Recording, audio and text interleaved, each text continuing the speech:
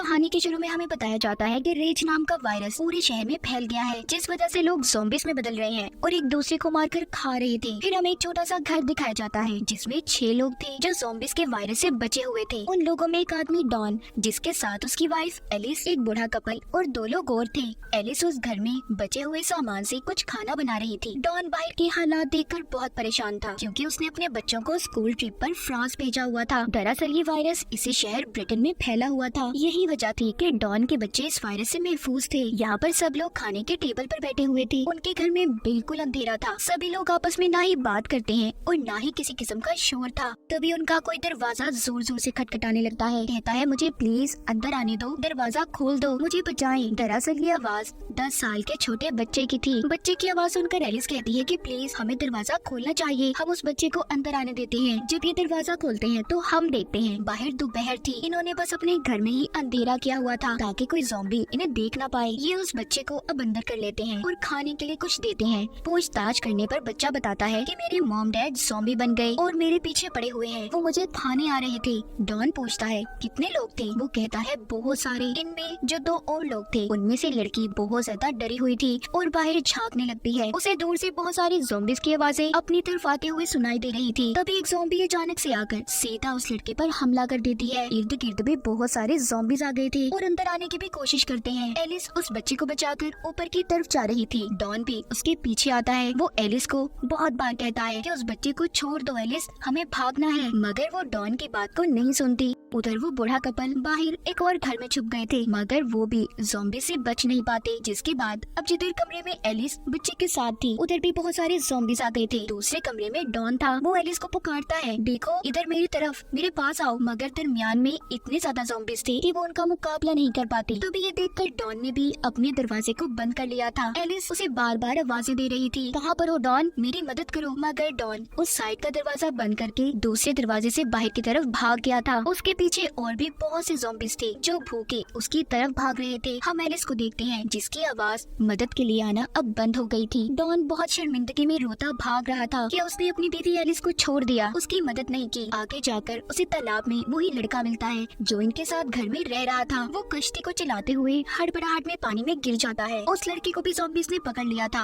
और काट कर मार देते हैं। डॉन अकेला ही बचा था जो उस कश्ती में बैठकर जा रहा था। फिर आगे हमें कहानी 1 महीने बाद की दिखाई जाती है, जिसमें बताते हैं कि ज़ॉम्बीज़ अब भूखे रहने की वजह से आहिस्ता आहिस्ता खत्म हो रही है। इस शहर में अब आर्मी फोर्स का कब्जा था। वो इस सारे मामले को कंट्रोल करने की कोशिश कर रहे थे। तभी हमें एक सार्जेंट डॉयल दिखाया जाता है जो कि स्नाइपर निशानेबाज की टीम में था। उसे जैसे ही ज़ॉम्बीज़ दिखे उसने उन्हें अपनी गन से निशाना लगाकर मारना था। डॉन को भी आर्मी वालों ने बचाया हुआ था। इस तरह 6 महीने गुजर चुके थे। अब ज़ॉम्बीज़ भी बहुत कम कहीं कहीं पर थे। इसी दरमियान हमें एक डॉक्टर भी दिखाई जाती है जो इस वायरस पर स्टडी कर रही थी। अब जो लोग दूसरे शहरों में फंसे हुए थे उन्हें दोबारा से अपने घरों में लाने के लिए आर्मी प्रोग्राम शुरू कर देती है, मगर अभी भी सबको सेफ जोन में रहना था, न कि अपने घरों में, जो कि अमेरिका यूएस आर्मी फोर्स की निगरानी में था। अभी तक 100 के आसपास लोग थे जो अपने इस शहर ब्रिटेन में वापस आ गए थे। इन्हीं में डॉन के बच्चे भी थे। डॉक्टर जब बच्चों को वापस आता देखती है तो परेशान हो जाती है क्योंकि वो ये सोच रही थी कि आखिर कैसे इन बच्चों को संभाला जाएगा। डॉक्टर अब डॉन के बेटे का टेस्ट करती है जिसमें वो देखती है उसकी आंखें 2 कलर की थी, यानी कि उसकी आंख का आधा रंग कुछ और आधा कुछ और था। डॉक्टर उससे पूछती है, क्या तुम्हारी फैमिली में किसी और की आंखें भी ऐसी हैं? डॉन का बेटा कहता है, हाँ मेरी मॉम की, यानी कि एलिस की आंखों का रंग ऐसा था।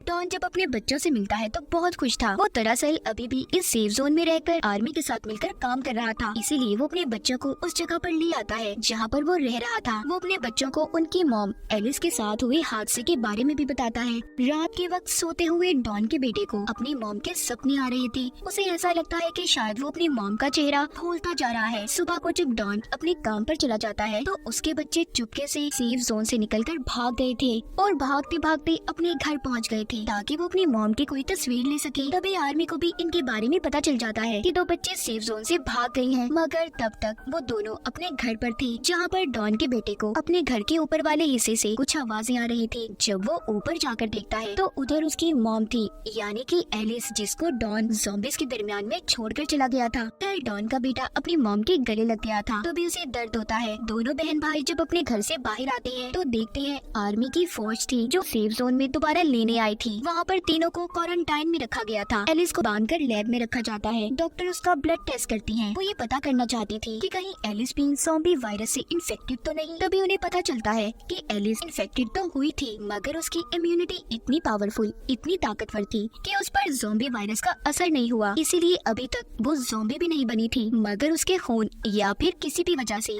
दूसरे लोगों से इन्फेक्टेड हो सकते थे। यानी कि अगर कोई भी इंसान उसके पास रहा तो वो ज़ॉम्बी बन जाएगा। ये सारी बातें सुनकर डॉक्टर की आर्मी जनरल उसे मारने का फैसला करते हैं, क्योंकि उन्हें ऐसा लग रहा था कि एलिस सबके लिए खतरा हो सकती है, ताकि किसी और को एलिस की वजह से कोई नुकसान ना हो। मगर डॉक्टर जनरल को समझाती है कि देखिए, एलिस की इम्यूनिटी, उसके जीन्स बहुत अलग हैं। हम उसके खून से वैक्सीन बना सकते हैं। अब जब इन सारी बातों का डॉन को पता चलता है कि उसकी बीवी एलिस जिंदा है, वो अपने बच्चों के पास जाता है, मगर वो उस पर गुस्सा थे। कहती है कि डैड, आप तो कह रहे थे कि मॉम मर गई है, ज़ॉम्बी बन गई है, तो वो कैसे जिंदा है? डॉन अपने बच्चों की बातें सुनकर बहुत डरा हुआ था, क्योंकि सच्चाई से वो ही जानता था कि वो एलिस को छोड़कर भागा था। इसीलिए वो सबसे पहले एलिस के पास जाता है और रोकर उसे माफी मांगता है। अब जैसे ही वो उसके थोड़ा और करीब जाता है, एकदम से चीखता तड़पता है और एकदम से ज़ॉम्बी में बदल गया था। एलिस उसकी ऐसी हालत देखकर मदद के लिए चिल्लाती है, मगर अब वो उसे भी बहुत ही खतरनाक तरीके से नोचकर मार देता है। फिर इसके बाद बाहर जाकर आर्मी के लोगों पर हमला करता है। डॉक्टर डॉन के बच्चों को लेकर सेफ जोन की तरफ भागती है, मगर डॉन सेफ जोन की तरफ भी आ गया था और लोगों की चीखों पुकार सुनकर उस तरफ के दरवाजे को तोड़ने लगता है। डॉन का बेटा उसे देखकर भागता है। एक एसी वेंट में जाकर छुप गया था। नीचे से लोगों की चीखों पुकार की आवाजें आ रही थी। डॉन उन्हें काट कर ज़ॉम्बी बना रहा था। फिर आगे ज़ॉम्बी बनने वाले लोग दूसरे लोगों को ज़ॉम्बी बना रहे थे। हर जगह पर हलचल थी। सभी अपनी जान बचाकर यहाँ से भागना चाहते थे। तभी स्नाइपर्स को भी अलर्ट किया जाता है, मगर उन्हें ये समझने में बहुत मुश्किल हो रही थी कि कौन ज़ॉम्बी है और कौन नहीं। तभी उन सभी को ये ऑर्डर दिया जाता है कि सबको मार दें। ये बात सुनकर उसी स्नाइपर डायल को, जो हमने कहानी के शुरू में देखा, उसे काफी अजीब लगता है, क्योंकि उसे लोगों को बचाना था, उनकी मदद करनी थी, ना कि उन्हें मारना था। वो देखता है कि डॉन के बेटे के आगे एक ज़ॉम्बी आता है, जिसे वो शूट करके मार देता है, मगर उसने डॉन के बेटे को नहीं मारा था, इसीलिए वो अपनी इस ड्यूटी को छोड़ देता है। डॉन के बेटे को एक आदमी अपने साथ कमरे में ले आया था, जहाँ पर बहुत अंधेरा था। उधर ही उसे अपनी बहन और डॉक्टर मिली थी। इनके अलावा यहाँ पर और भी बहुत से लोग थे। बूढ़ी औरत बाहर का नजारा देखकर बहुत परेशान हो जाती है और कहती है कि आखिर ये सब लोगों को क्यों मार रही है। तभी यहाँ पर डायल आ जाता है, जो सबको यहाँ से चलने का कहता है, क्योंकि यहाँ पर रुकना खतरे से खाली नहीं था।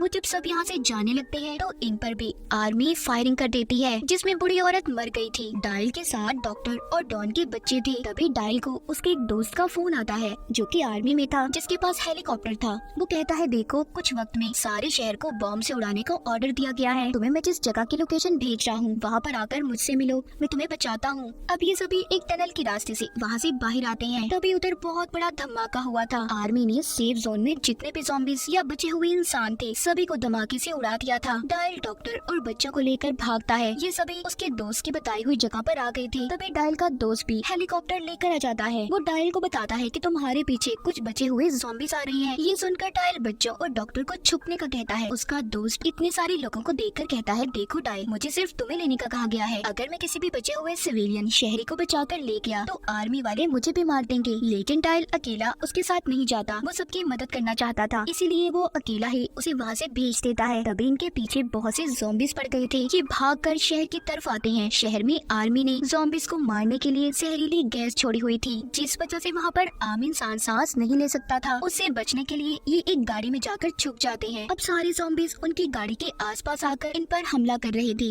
मगर गैस की वजह से वो ज़ॉम्बीज़ वहीं पर मर जाते हैं। पीछे आर्मी के लोग भी थे, जो सबको यहाँ पर खत्म करने आ रहे थे। डायल और डॉक्टर की गाड़ी स्टार्ट होने का नाम नहीं ले रही थी। तभी डायल गाड़ी से बाहर निकलता है और गाड़ी को धक्का लगाने लगता है, मगर वो आर्मी की नजरों में आ गया था। आर्मी वाले उसे भी इन्फेक्टेड समझकर मार देते हैं। डॉक्टर बच्चों को बचाकर गाड़ी चलाकर टनल तक पहुंच गई थी, मगर वहां पर आकर उन्हें डॉन का ज़ॉम्बी दिखता है। उसने यहाँ पर डॉक्टर को भी मार दिया था। इसी बीच डॉन के बेटा बेटी भी अलग हो जाते हैं। डॉन ने अपने ही बेटे पर हमला कर दिया था, मगर उसके बेटे के अंदर भी एलिस की तरह ही ताकत थी, जिस वजह से वो भी ज़ॉम्बी में नहीं बदलता। तभी डॉन की बेटी आकर गन से अपने ही डैड को मार देती है और बहुत रोती है। ये दोनों बहन भाई स्टेडियम में पहुंच गए थे, जहां पर वो ही डायल का दोस्त आता है, जिसके पास हेलीकॉप्टर था। वो उन बच्चों को देखकर सोचता है कि उसे इन्हें बचाना चाहिए या नहीं बचाना चाहिए। शायद वो इन्फेक्टेड ना हो, मगर फिर भी वो उन्हें बचा लेता है और अपने हेलीकॉप्टर में ब्रिटेन शहर से बाहर ले गया था। हमें शहर का नजारा दिखाया जाता है।